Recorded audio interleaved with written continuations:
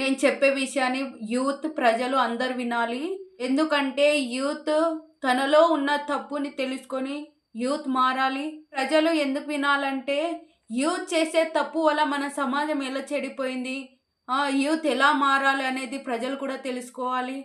ప్రజలు తెలుసుకుంటే youth మారకున్న ప్రజలైనా మార్చగలుగుతారు. Youth మనం ఇలా ఎవరికి వాళ్ళు స్వార్థంగా ఉన్నాం కనుకే మనల్ని ఇలా పరిపాలించేటోళ్ళు, మనల్ని బానిసగా మార్చేటోళ్ళు ఇంకా వస్తూనే ఉన్నారు. మన సమాజంలో ఈ ఈ బానిస బతుకు అనేది మనల్ని పరిపాలించడం అనేది, మన మీద రాచరికం జరగడం అనేది ఇంకా ఎక్కువ అయితూనే ఉంటది. ఎప్పటి వరకు మనం గమ్మున ఉంటామో, ఎప్పటి వరకు మనం స్వార్థంలా ఉంటామో, అప్పటి వరకు మన మీద బిజినెస్ చేసే వాళ్ళైనా, పరిపాలించే వాళ్ళైనా ఏదైనా పుట్టుకొస్తూనే ఉంటారు. మనల్ని అట్రాక్ట్ చేయడానికి మనం ఏదైతే ఇష్టపడతామో దాన్ని ఇంకా కొత్తగా కనిపెడుతూ మనల్ని రుద్దడానికే చూస్తారు.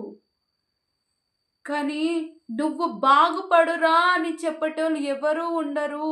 అరే! నువ్వు బాగుపడితే నీ సమాజం బాగుపడతదని నిన్నుగా చూపించేటోడు ఎవరు ఉండరు.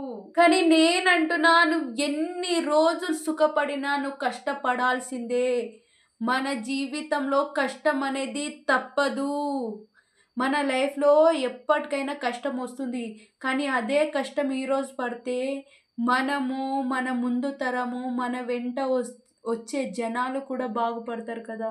నేను బయట తిరిగి సర్వే చేస్తూ చూస్తుంటే నాకు ఆ బాధ అర్థమైతుంది. నువ్వు స్వార్థంగా బతుకుతున్నావు కదా! అందుకే నీకు ఏ బాధ అర్థం కాదు ఈరోజు.